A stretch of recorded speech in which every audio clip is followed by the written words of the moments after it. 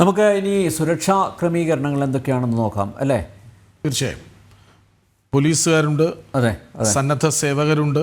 അങ്ങനെ അപ്പാടെ ഒരു സുരക്ഷാ വലയത്തിനുള്ളിലാണ് ശബരിമല ഇപ്പോൾ ഉള്ളത്.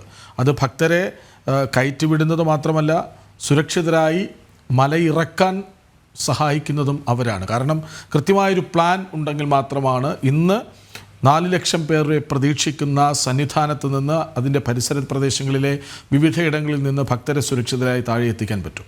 പണ്ട് മകരവിളക്ക് ദിവസമാണ് സ്റ്റാമ്പേഡൊക്കെ ഉണ്ടായത്. ഓർമ്മയുണ്ടല്ലോ, പുല്ലുമേട് ദുരന്തം ഒക്കെ ഉണ്ടായത്. അതിനുശേഷം പോലീസ് ഇക്കാര്യത്തിലൊക്കെ കൂടുതൽ കരുതൽ ഏർപ്പെടുത്തിയിട്ടുണ്ട്. നമുക്ക് നോക്കാം. എന്തായാലും മകരവിളക്കുമായി ബന്ധപ്പെട്ട് ഇടുക്കിയിൽ ഒരുക്കങ്ങൾ പൂർത്തിയായതായി എറണാകുളം റേഞ്ച് DIG സതീഷ് ബിനോ. 1300 പോലീസുകാരെ സുരക്ഷയ്ക്കായി വിന്യസിച്ചു. അടിയന്തര സാഹചര്യമുണ്ടായാൽ നേരിടാനുള്ള എല്ലാ ക്രമീകരണങ്ങളും പൂർത്തിയായതായി സതീഷ് ബിനോ മാധ്യമങ്ങളോട് പറഞ്ഞു.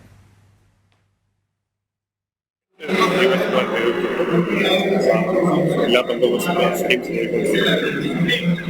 അതിനുവേണ്ടി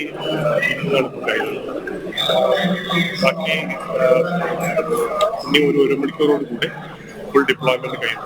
എല്ലാ ഒരുക്കങ്ങളും പ്രത്യേക സംവിധാനങ്ങളൊന്നുമില്ല.